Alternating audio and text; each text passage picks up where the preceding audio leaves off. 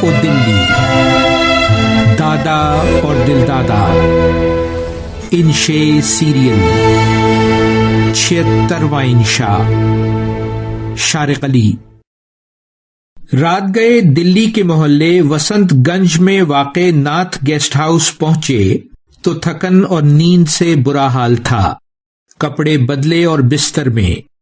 चिड़ियों की चहचहाहट ने जगाया तो कमरे से निकलकर बरामदे और फिर बाग में आया। सुबह की किरणें घास पर पड़ी शबनम को झिलमिला रही थीं। 1 एकड़ पर फैले बरतानवी तर्ज के इस गेस्ट हाउस की क्यारियां फूलों और उगाई हुई सब्जियों से लहलहा रही थीं। बाग के बाएं तरफ गालिबन मुगल दौर का आम का दरख्त था, जिसकी शाखों पर छोटे बड़े लातादाद तोते बैठे चहचहा रहे थे। अंकल पटेल इंडिया की राजधानी को याद कर रहे थे। बोले, फिजा में लीमू और मिर्च की महक थी। एक तरफ स्विमिंग पूल भी मौजूद।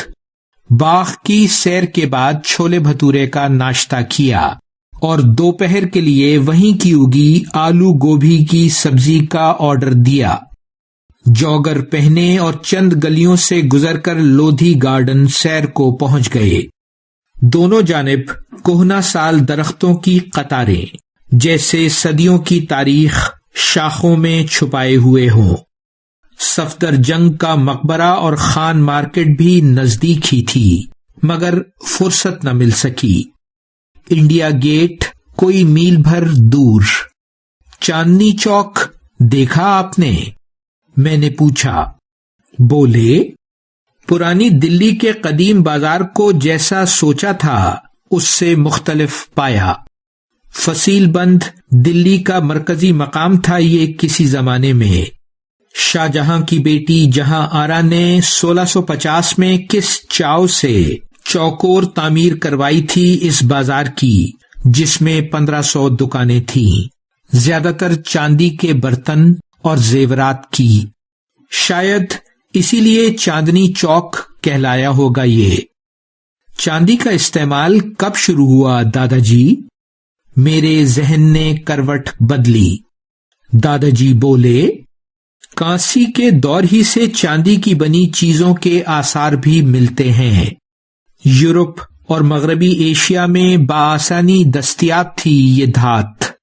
मुश्किल ये थी कि चांदी और लेड एक साथ पाए जाते हैं और चांदी निकालने वाले 2-3 सालों ही में लेड के जहरीले असरात के बाइस मर जाते थे। फिर ये काम सिर्फ गुलामों से करवाया जाता रहा। 500 कबले मसीह में एथेंस के करीब चांदी का बड़ा जखीरा दरियाफ्त हुआ था। उसी दौलत से एथेंस एक खुशहाल शहरी रियासत और मजबूत बहरी ताकत बना था। खालिस चांदी बहुत नर्म होती है। बर्तन और जेवर बनाने के लिए इसमें तांबे की मिलावट करना पड़ती है। यानी आपा बोली, मैंने तो सुना है कि चांदनी चौक का नाम यहाँ की मरकजी नहर से चांदनी के बेमिसल नजारे की वजह से पड़ा था। अंकल बोले, शायद ये ही ठीक हो, लेकिन नहर या हौज तो नजर न आया। हाँ, वहां घंटा घर जरूर था बीच में। वक्त सब कुछ तब्दील कर देता है। तारीख का गम हल्दीराम के मजेदार खानों से गलत हुआ। क्या मिठाई बनाता है जालिम। सोहन पपड़ी का तो जवाब ही नहीं। लाल किला भी ज्यादा दूर नहीं है वहां से। नाथ गेस्ट हाउस के वेजिटेरियन खानों से तबीयत उकता जाती तो गली कबाबिया में करीम के जायकादार खानों से तबीयत बहलाते। रूमाली रोटी के साथ खास मुगलई मसाले और तरकीबें, सीना दर सीना, ऐसी के आदमी उंगलियां चाटता रह जाए। दिल्ली तो दास्ताने अलिफ लैला है ममदू, बाकी फिर कभी और सही। जारी है वैल्यूवर्सिटी। शारिक अली।